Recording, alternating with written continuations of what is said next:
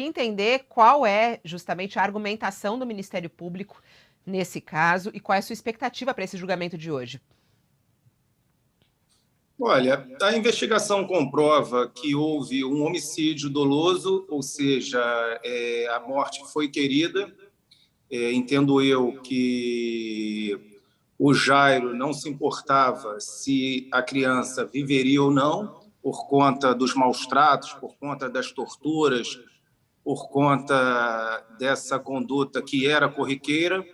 E a mãe, sabendo disso tudo, ela preferia levar a boa vida que ela levava ao intervir, ao tentar salvar o filho dessas agressões. Está tudo bem documentado na investigação. Hoje nós começamos a fase oral, onde testemunhas vão ser ouvidas, os delegados eles vão narrar o porquê das conclusões da investigação, que já estão documentadas no processo, mas é necessário que isso também fique documentado através da prova testemunhal. Nós vamos ouvir pessoas ligadas ao cotidiano do casal, pessoas ligadas ao hospital que não fizeram atendimento porque a criança já chegou morta, mas tentaram fazer o atendimento, tentaram fazer a reanimação da criança. E, a partir daí, nós vamos chegar numa etapa final dessa primeira fase, porque nessa primeira fase nós temos a reunião desse conjunto de provas para que depois eles possam ser submetidos a um plenário do júri. Agora, o senhor diz, né, do comportamento do vereador Jairinho, que teria um pouco de sadismo aí, né? Eu queria entender qual era esse comportamento, né? E quais são os documentos que existem em relação a essa tese. Na verdade, durante a investigação sobre esse crime e mesmo após a investigação, surgiram várias informações que depois ficaram também provadas, que o vereador ele tinha esse comportamento já há anos contra crianças, e não porque elas o atrapalhavam de alguma maneira, e sim porque ele sentia prazer no sofrimento dessas crianças. Por isso que entendo que a motivação desse crime, ao meu ver, seria a sua satisfação, o seu prazer em vê-las sofrer. E em relação a Henri, ele já não se importava se essa criança morreria ou não, por conta desse seu proceder. Nossa, que é muito forte isso, né, doutor Fábio? E há provas disso, vocês têm documentos disso, de que ele agia dessa maneira. O menino Henri, ele sofreu por quanto tempo, mais ou menos, na mão de Jairinho, segundo a sua tese? Olha, o romance entre Jairo e Monique era recente. Havia alguns meses apenas. Então, o que está documentado no processo é que no último mês, né, nos últimos 40 dias, eu começo a ter uma prova de que ele estava praticando essa conduta contra essa criança de forma contumaz, de forma corriqueira. Era o seu cotidiano. E durante essas investigações e outros inquéritos que se formaram a partir dessa história, nós podemos perceber que ele tinha esse comportamento em outras relações com crianças da mesma idade. Uhum. Jairinho e a mãe, Monique, eles negam o crime? Olha, num primeiro momento, eles diziam que era acidente. Foi a tese encampada por eles, os dois estavam juntos nessa tese, continuaram com essa tese até que os documentos médicos comprovaram a impossibilidade disso. A partir daí, cada um tomou um rumo e agora eles ficam se acusando, né? Um acusando o outro. O Jairo diz que tudo foi praticado pela Monique e ela da mesma forma. Então, o que nós observamos é que, desde o início, eles tentam se safar dessa imputação, né, da prática do crime, num primeiro momento, uma tática única dos dois. Como essa tática ela esbarrou na impossibilidade física desse acontecimento da morte do Henri ser fruto de um acidente, ser consequência de um acidente.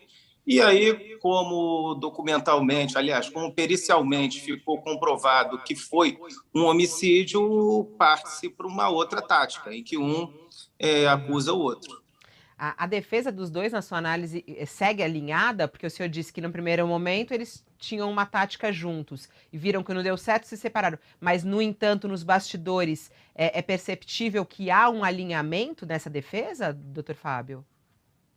Não me parece. Me Não. parece que houve, de fato, uma ruptura. Sim. E o que o senhor vai apresentar? Hoje o senhor fala ou não no julgamento? Bem, hoje nós vamos ouvir as testemunhas de acusação. A cronologia desse ato é que o Ministério Público começa perguntando, no caso eu, começo perguntando, existe a assistência de acusação, que logo após vai ter a palavra, as defesas dos acusados nessa sequência, e, por último, se o juízo quiser alguma complementação, a magistrada também fará perguntas. E na sua tese, o menino Henri, ele foi espancado até a morte. Ele estava morto quando ele já foi ao hospital. Como que foi o dia do crime que o senhor vai, inclusive, relatar nesse julgamento?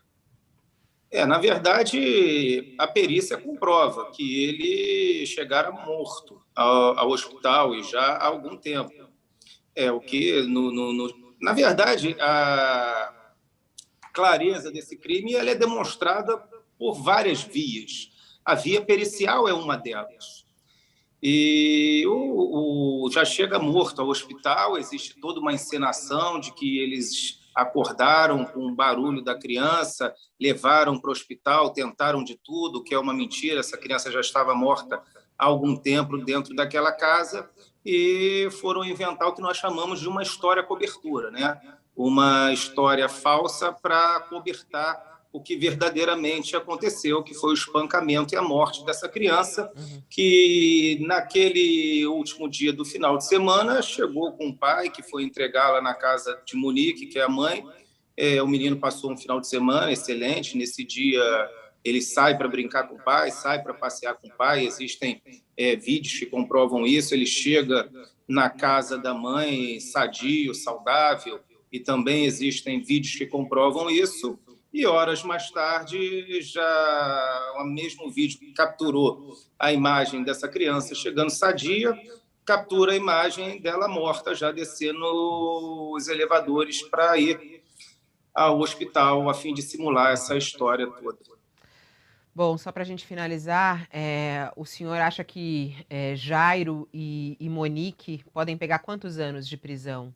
Tem já alguma expectativa em relação ao resultado do Olha, a julgamento? proposta da denúncia é de um homicídio triplamente qualificado para os dois. Eu entendo que esse homicídio é triplamente qualificado. Talvez eu mude uma qualificadora, né? Ela continua tendo como motivação uma motivação torpe, só vai mudar o quadro, né? Numa primeira proposta do Ministério Público, a motivação do crime por parte do acusado é que a criança atrapalhava o relacionamento.